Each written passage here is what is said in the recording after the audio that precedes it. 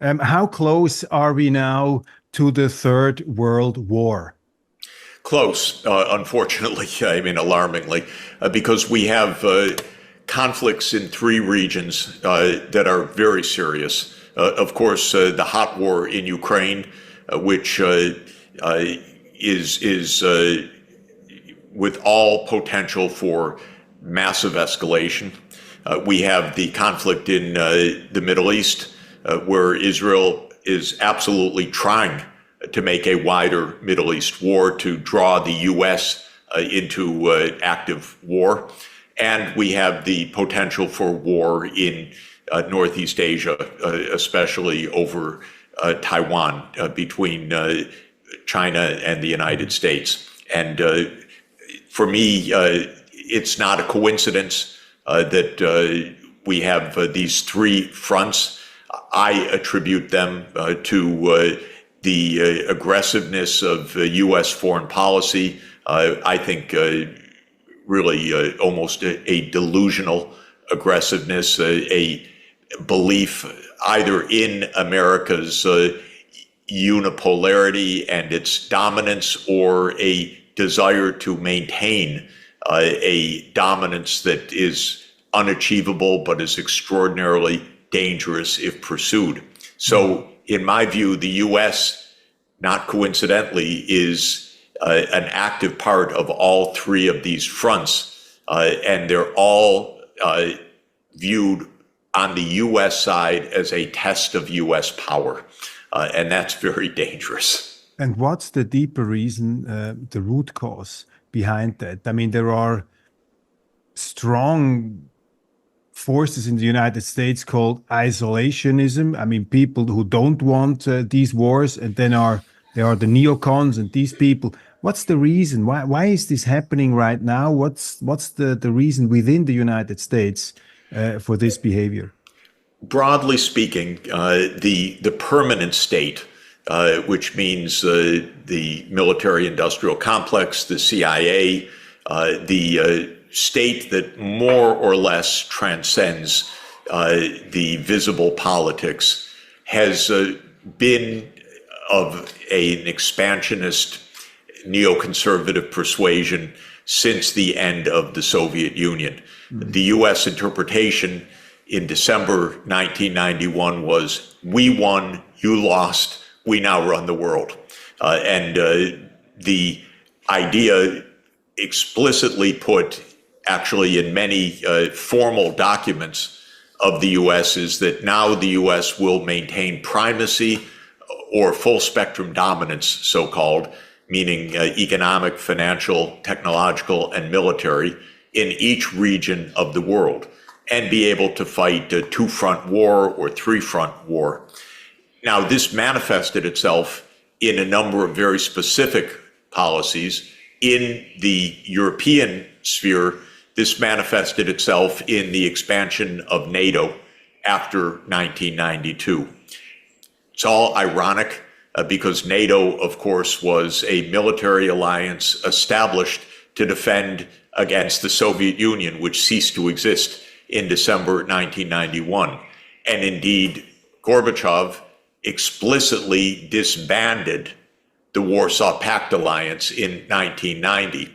Gorbachev said, let's cooperate, let's have peace. The United States said, oh, we get it, we won, you lost. And so the difference of point of view was that the U.S. viewed Russia as a kind of pathetic, the phrase that was constantly used was a gas station with nuclear weapons, but that Russia was pathetic, it was on its knees. Now we can expand NATO.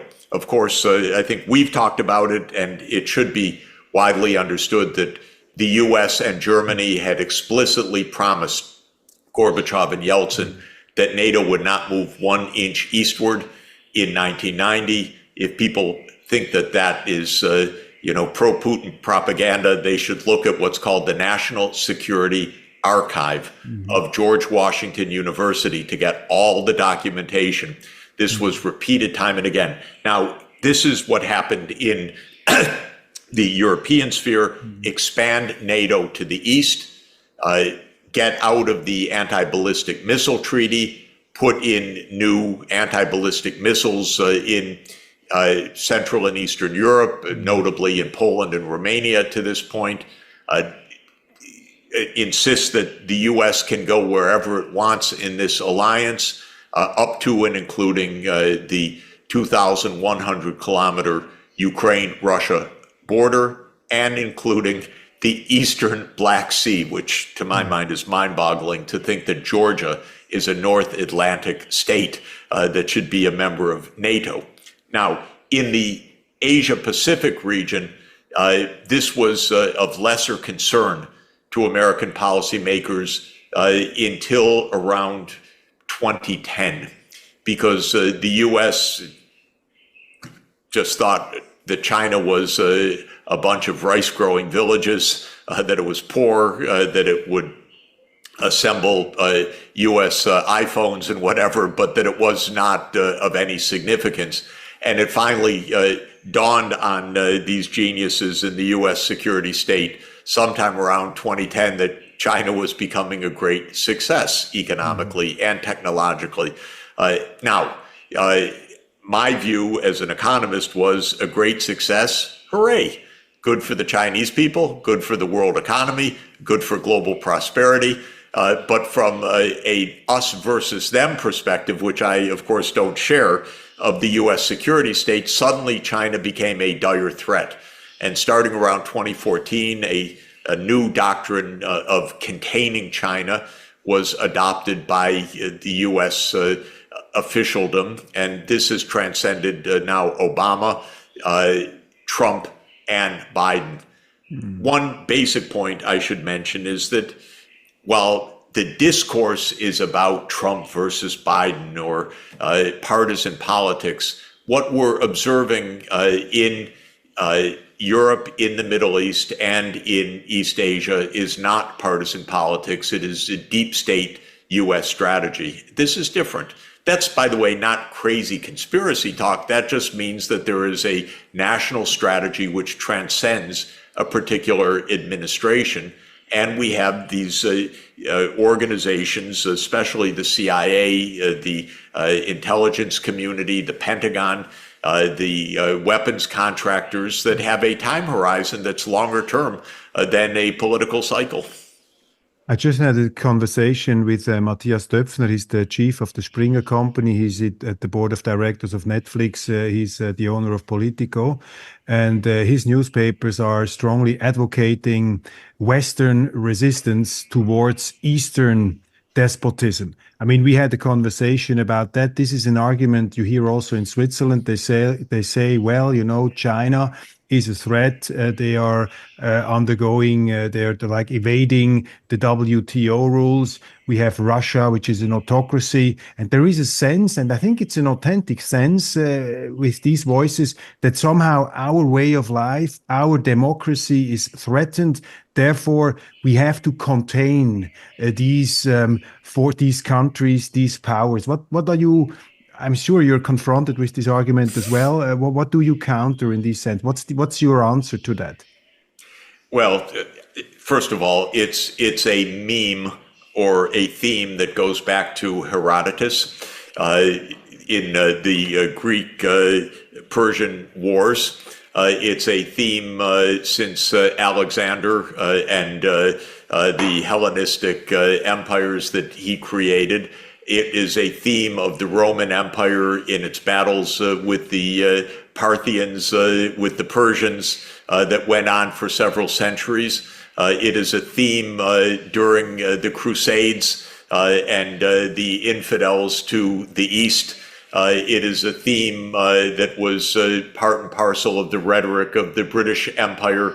And it was a theme of the Enlightenment, Asian despotism, Western values. It's extraordinarily trite, is what it is. It is trite. It is simple-minded. Is it paranoia? It is ignorance, basically. People should go out and go to China, make some friends, have some Chinese students, go to Moscow, go to other places in the world.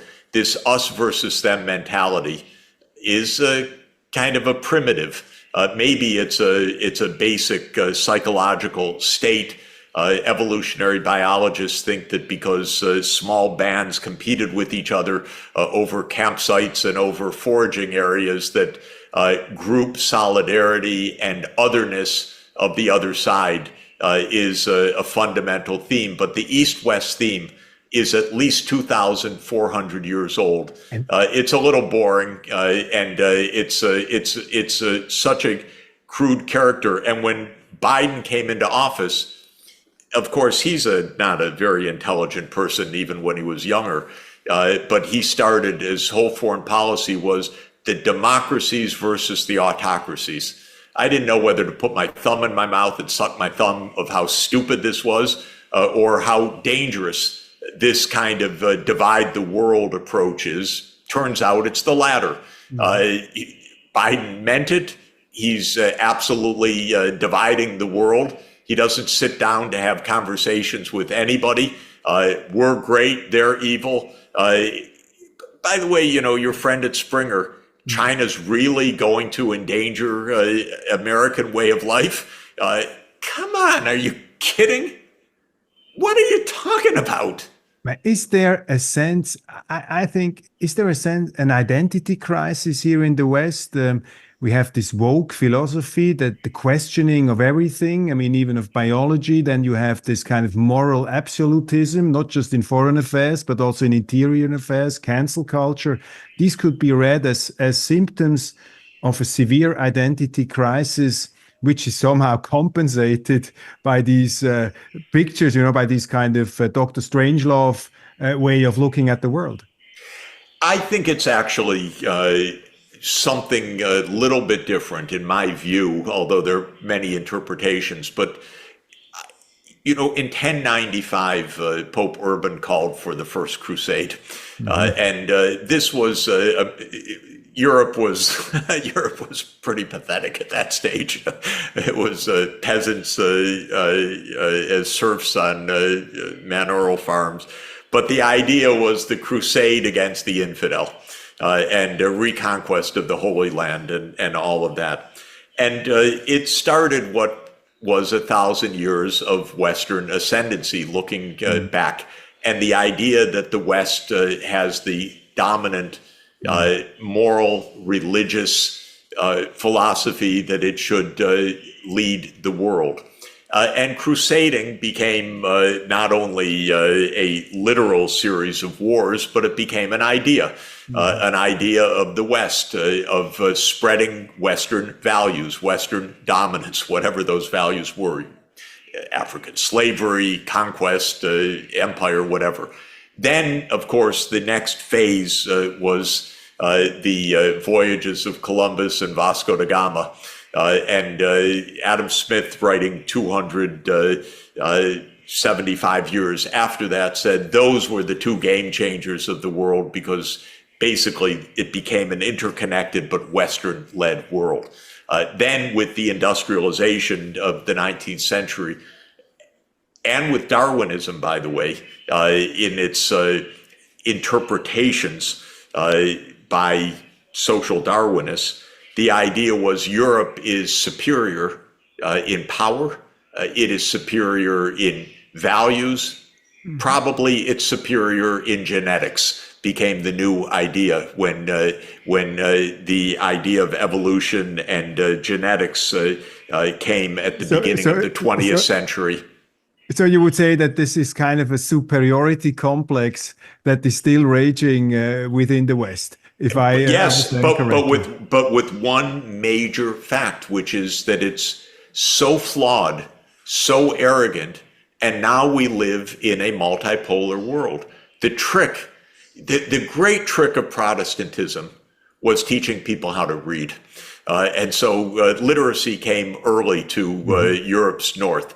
That was a huge economic advantage, by the way. Huge! Probably the most significant thing was the printing press and Luther saying, read the Bible on your own, and Calvin saying, read the Bible. Suddenly literacy. Okay, the rest of the world basically illiterate. One part of the world literate. And then saying, we're literate? We have advanced technology. We're superior. Oh, we're genetically superior. Oh, we're racially superior. So this became the idea. Now, all of it was a kind of cruel nonsense, even in historical terms, because the other great civilizations were, well, we've been here too for 3,000 years, sorry to tell you. Mm-hmm. And now we're really, truly at a moment where the United States can't get its way in Ukraine. The United States can't get its way in Taiwan. The United States can't get its way in the Middle East. The Arabs have woken up, by the way. They've been manipulated by the British Empire and by the French and by the American Empire for 100 years. They're saying, stop, no more, don't manipulate us. So what's happening is 1,000 years, or you could say since Herodotus, but basically 1,000 or 500 or 200 years, depending on when you want to date it, of perceived European superiority, what your counterpart Springer said, Western values. That's not just we have our values, that's our superiority is what's being expressed there. This is being challenged, understandably, properly, by the fact that there are other people in the world, thank you. And when I add up the vote count, as it were, the US has 335 million people. European Union has 450 million people. Add in Switzerland, add in Norway, add in Britain, and you get maybe to 900 million people. Add in, if you want, though it's kind of arbitrary, Japan, Korea. Add in Australia, New Zealand. Maybe you get to 1 billion people. That's 12.5% of the world population. We're going to run the world? Come on.